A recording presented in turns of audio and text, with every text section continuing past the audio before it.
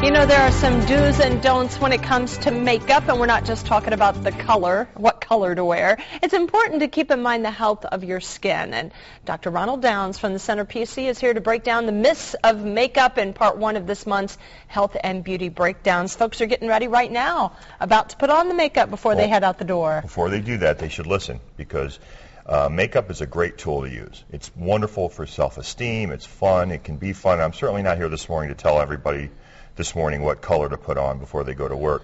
But certainly there are some, as it applies to your skin health, it's very important to know some facts about makeup. I'm going to throw some myths at you. You tell me what you think. Okay. You should never sleep in your makeup. Oh, that is so true. Take it off. My mother always told me that, right? Start off with an easy one. We know that your skin can age actually 7 times faster if you leave your makeup on overnight. 7 times 7 times faster? Well, makeup What's it do? Well, it clogs your pores, and it's a breeding ground for bacteria. Also, we know that if you leave your mascara on overnight, it makes the lashes brittle and dry. And also, it's really a telltale. If you're leaving your makeup on overnight, you're really not adhering to your skincare regimen. We know you're not moisturizing and cleansing nearly often enough for your health, for your skin health. So it's really a good practice just to get that makeup off before you go to sleep at night. Second myth, cosmetics are not regulated. Oh, true. Well, actually, that's partially true. Okay. The Food and Drug Administration does have legal authority over cosmetics and makeup, because we know that the ingredients that are put in those products should be safe and the labeling should be accurate. It has the same purview over that as it would, say, over food or non-prescription items. So it's important to read the label, because if it's not been approved by the Food and Drug Administration, it'll say right on there, this product has not been tested for safety. So read the label on the cosmetics or makeup. Especially if you know of any kind of allergy. Exactly. That you have. That's another good important reason to read those labels. Myth number 3, throw out that old makeup. I'm so guilty of this, and most women are.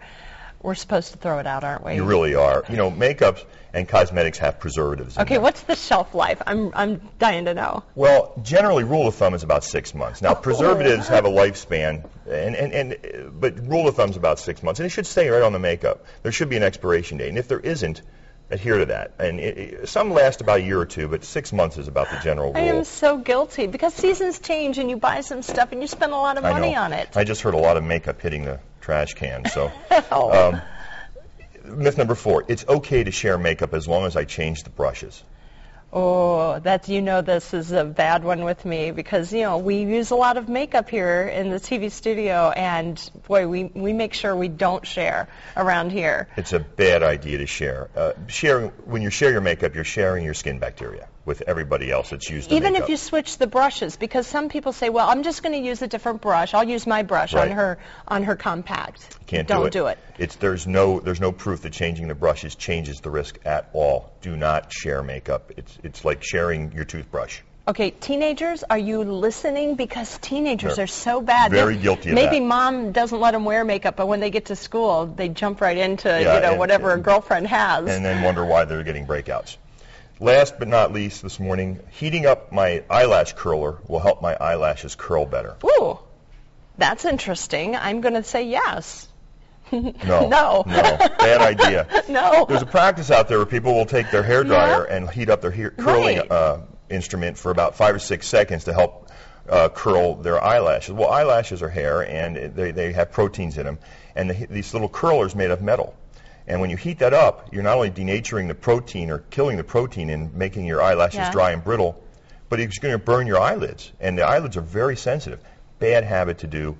Don't ever heat up your I've never really been fond of curlers anyway, so I won't do it. And maybe all of you who are trying that practice will stop now. That's a good idea. So we have a couple more that will be a little bit more difficult to figure out for next time. Okay, interesting stuff. Looking forward to it. And straight ahead, we're going to, if you have any ideas, of course, send them for Dr. Downs here at 16 Morning News at WNDU.com.